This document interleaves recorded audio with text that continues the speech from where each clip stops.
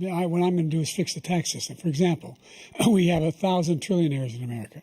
Billionaires in America. And what's happening? They're in a situation where they, in fact, pay 8.2% in taxes. If they just paid 24%, 25%, either one of those numbers, they'd raise $500 billion, I should say, in a 10-year period.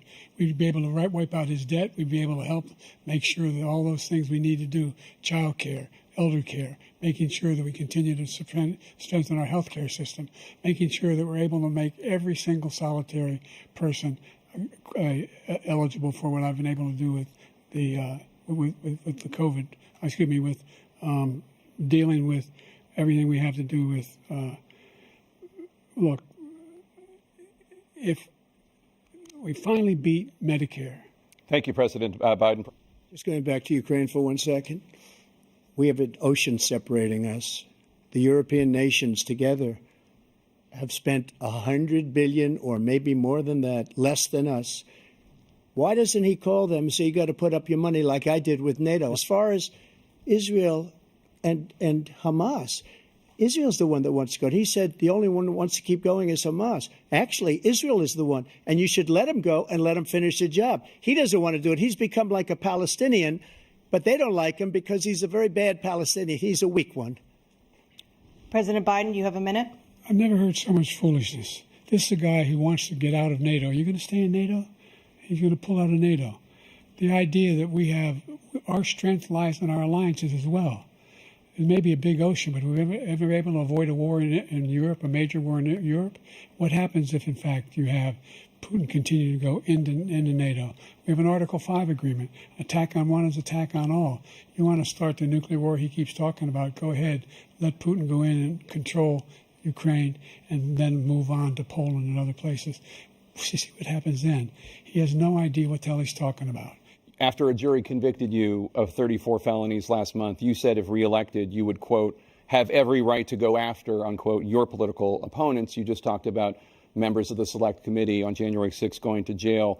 Your main political opponent is standing on stage with you tonight. Can you clarify exactly what it means about you feeling you have every right to go after your political opponents? Well, I said my retribution is going to be success. We're going to make this country successful again, because right now it's a failing nation. My retribution is going to be success. But when he talks about a convicted felon, his son is a convicted felon at a very high level. His son is convicted, going to be convicted probably numerous other times.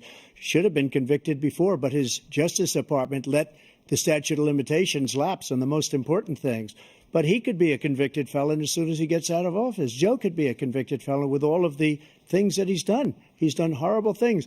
The idea that I did anything wrong relative to what you're talking about is outrageous. It's simply a lie, number one.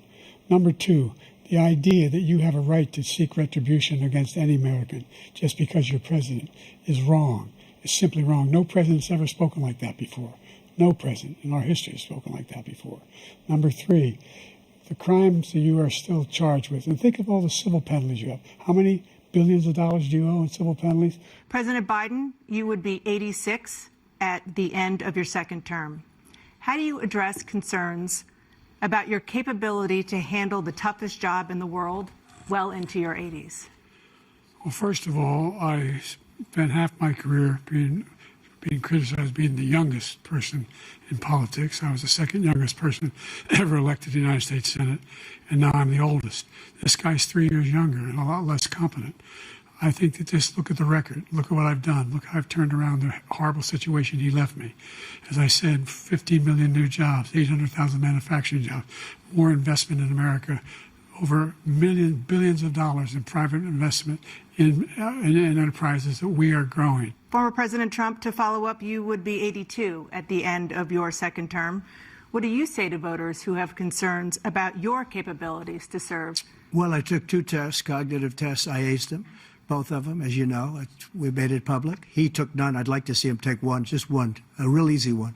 Like go through the first 5 questions. He couldn't do it. But I took 2 cognitive tests. I took physical exams every year. And, you know, we knock on wood wherever we may have wood, that I'm in very good health. I just won 2 club championships, not even senior, 2 regular club championships. To do that, you have to be quite smart, and you have to be able to hit the ball a long way. and I do it. He doesn't do it. He can't hit a ball 50 yards. He challenged me to a golf match. He can't hit a ball 50 yards. I think I'm in very good shape. I feel that I'm as in good a shape as I was 25, 30 years ago. Actually, I'm probably a little bit lighter, but I'm in as good a shape as I was years ago. I feel very good. I feel the same. But I was willing to take a cognitive test. And you know what? If I didn't do well, I aced them. Dr. Ronnie Jackson, who's a great guy when he was White House doctor. And then I took another one, a similar one. And one of them said they've never seen anybody ace him. Thank you. President Biden? You can see he is 6'5" and only 223 pounds, or 235 pounds. Well, you said 6'4", 200. Well, anyway, that's what you're. Anyway, just take a look at what he says he is, and take a look at what he is. Look, I'd be happy to have a driving contest with him. I got my handicap, which when I was vice president, down to a 6. But by the way, I told you before, I'm happy to play golf if you carry your own bag. Think you can do it? That's the biggest lie. He's a 6 handicap of all. I was an 8 handicap. Yeah. 8.